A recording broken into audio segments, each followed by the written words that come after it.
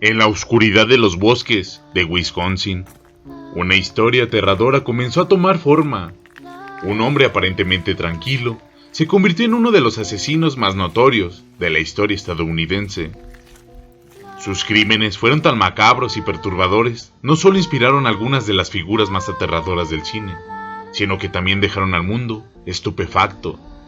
¿Cómo un hombre solitario en una granja podría convertirse en el monstruo detrás de algunas de las escenas más escalofriantes de la historia? Hoy exploramos a Ed Gein, el carnicero de Plainfield. Si te gusta el misterio, el terror, los crímenes y asesinos en serie, estás en el canal correcto. Te invito a que te suscribas para no perderte los siguientes videos. Dale like si te atreves a enfrentar lo desconocido y déjame tu comentario acerca de tus teorías o historias sobre el video. Tu participación me ayuda a traer más contenido aterrador y emocionante. Así que ajusta tus audífonos, apaga las luces y prepárate para un viaje que te hará pensar 2 veces antes de cerrar los ojos esta noche. La historia de Ed Gein, conocido como el carnicero de Plainfield, inspiró a los personajes de Norman Bates, de Psicosis, Leatherface y Buffalo Bill, de El silencio de los inocentes.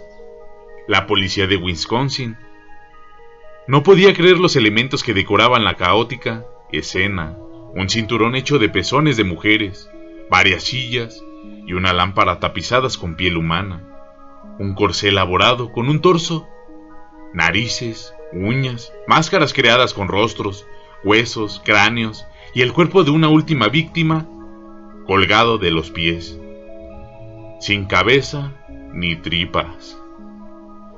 Pero el desorden de la planta baja contrastaba con la pulcritud de la parte superior de la vivienda, donde el asesino, que marcó a fuego a la cultura pop, había cuidado a su madre hasta su muerte. Edward Theodore Gein nació el 27 de agosto de 1906 en el condado de La Crosse, Wisconsin, en Estados Unidos. Su padre, George Gein, era un borracho que tenía una tienda de comestibles, y su madre, Augusta, una ama de casa luterana que le temía a Dios. La familia la completaba Henry, su hermano de 4 años mayor. Augusta consideraba que La Crosse era una ciudad propensa al pecado. Los Gein se mudaron 8 años después a una granja de 80 hectáreas en el pequeño poblado de Plainfield, donde poco a poco Ed cosechó la relación de amor-odio que marcó el vínculo con su madre y forjó su historia. Augusta era una ferviente religiosa que creía en el apocalipsis y consideraba que las mujeres eran prostitutas, creadas por el diablo para tentar a los hombres. Obligaba a sus hijos a leer a diario la Biblia, en especial el Antiguo Testamento, que interpretaba casi literalmente. Solo había tenido sexo con su marido para procrear, no creía en la amistad y castigaba a sus hijos si los veía jugando con sus compañeros. Aunque algunas versiones aseguran que Ed fue buen estudiante, sus vecinos desmienten esto. Apenas llegó hasta 7º grado y abandonó la escuela para poder trabajar en la granja.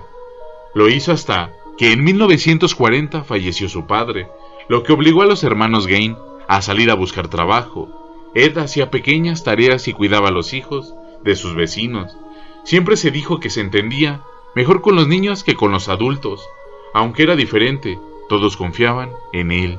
Lo definían como un raro inofensivo. Probablemente, la primera víctima de un adolescente, Ed, fue su hermano. Los dos trabajaban duro, pero Henry tenía su propia lectura del mundo y había comenzado a criticar la idiosincrasia de Augusta. A Ed esto le incomodaba, pero lo que más le molestaba era que cuestionara el evidente complejo de Edipo que había desarrollado. Fue en ese contexto que el 16 de mayo de 1944 se produjo un confuso incendio dentro de los campos.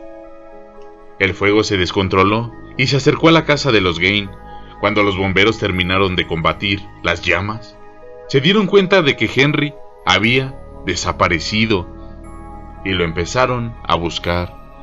Su cuerpo fue hallado al atardecer, estaba boca abajo y tenía signos de haber sido golpeado. Las pericias demostraron poco después que había muerto de asfixia, pero el caso prácticamente nunca se investigó. La muerte de Henry le dio vía libre a la relación casi incestuosa de Ed y Augusta, pero apenas unos meses después, la mujer sufrió una apoplejía que la dejó paralizada y en algún momento de 1945 padeció otro ataque. Su hijo siempre la cuidó con devoción hasta el último día. El último crimen en Plainfield había sido en 1853. Un siglo después, unas 700 personas vivían allí, y pasaba lo que ocurre en todos los pueblos, en el que todos se conocen. Nadie imagina que su vecino puede ser un asesino en serie. La violencia, en el imaginario colectivo, está lejos en las grandes ciudades. Las peculiaridades de Gain pasaron desapercibidas, no porque no fueran visibles, sino porque los demás se hicieron de la vista gorda. El crimen por el que Ed Gein finalmente fue descubierto fue sencillamente torpe, fue brutal.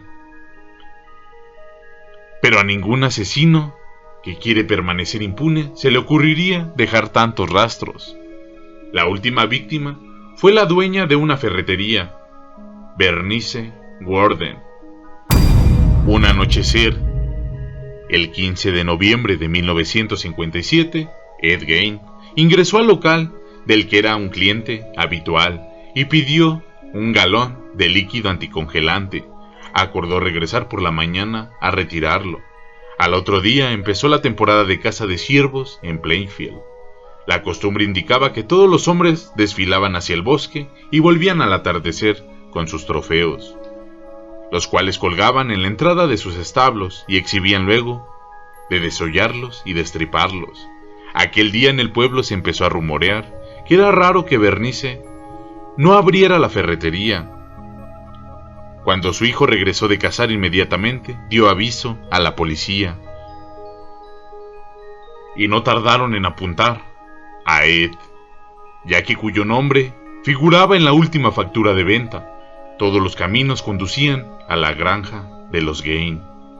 Ed ni siquiera había escondido el cuerpo de Bernice, lo había colgado de las piernas en un galón que lindaba con su vivienda, y le había puesto unos ganchos en las orejas, por lo que la policía cree que lo iba a usar para decorar el techo de su casa.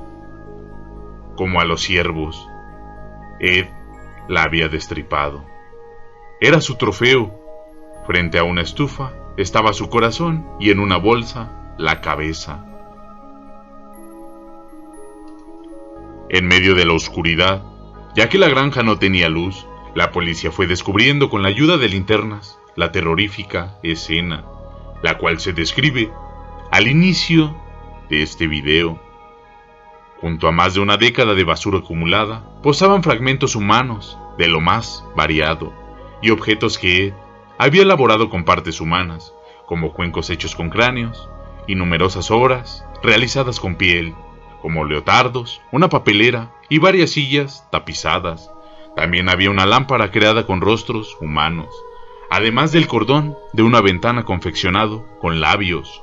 Había incluso un corsé que consistía en un torso despellejado y un cinturón con pezones. El desorden de la casa se convertiría con los años en el prototipo de vivienda que Hollywood adoptó para los asesinos seriales de sus filmes. Cuando la policía llegó a la habitación de arriba, la puerta estaba cerrada. Los uniformados esperaban lo peor. Sin embargo, su interior estaba intacto. Era el lugar en el que Ed había cuidado a Augusta. Más allá de la humedad, estaba todo impecable. La cama estaba tendida y en la mesa de luz posaba una Biblia. Estuvo 30 horas en silencio. Recién cuando le dijeron que lo iban a poner frente al cadáver de Bernice, Ed abrió la boca. Pidió una tarta de manzana con queso y confesó.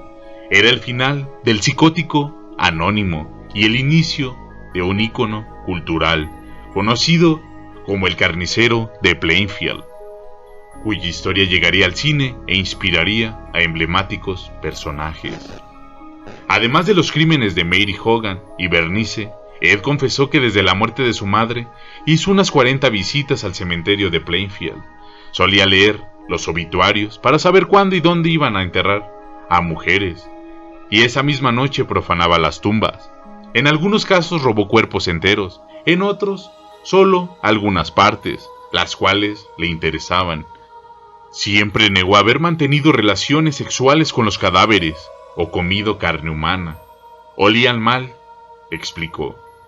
A Ed lo evaluaron durante un mes. El 6 de enero de 1958 se realizó una audiencia en la que los peritos informaron su diagnóstico. Esquizofrénico, propenso a sufrir alucinaciones.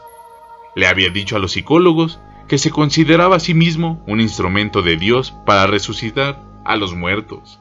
El juez lo declaró incapaz y lo envió al hospital psiquiátrico estatal. Posterior a eso, los vecinos querían que terminara la pesadilla en la localidad y se esfumara el torbellino de periodistas y curiosos que lo habían invadido. Decidieron quemar la granja y la casa de Ed Gein. Y esto ha sido todo por el video de esta noche.